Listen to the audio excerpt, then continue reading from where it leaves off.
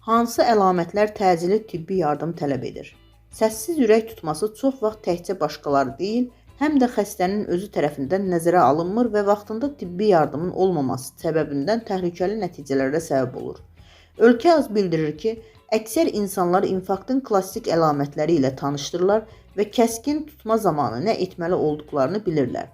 Bununla belə daha az nəzərə çarpan, lakin heç də az təhlükəli olmayan infarkt forması olan sözdə səssiz infarkt da mövcuddur.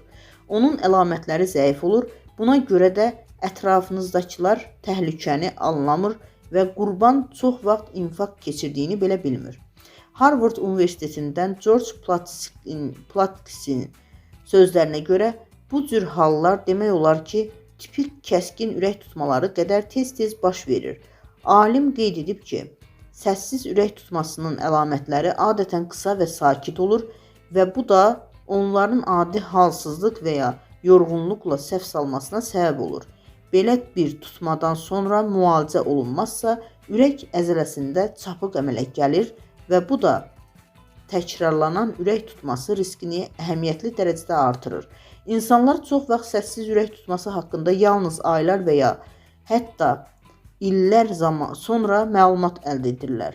Statistikaya görə bu cür hallar kişilərdə qadınlara nisbətən təxminən 5 dəfə çox baş verir.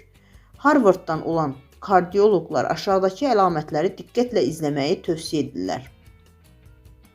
Sinədə yüngül aralıq, narahatlıq və ya təzyiq, qollarda, qarında, boyun və ya çənə nahiyəsində dartılma hissi, nəfəs almaqda çətinlik, baş gicəllənmə, ürək bulanma və ya orientasiyanın pozulması, qəfil soyuq tərləmə.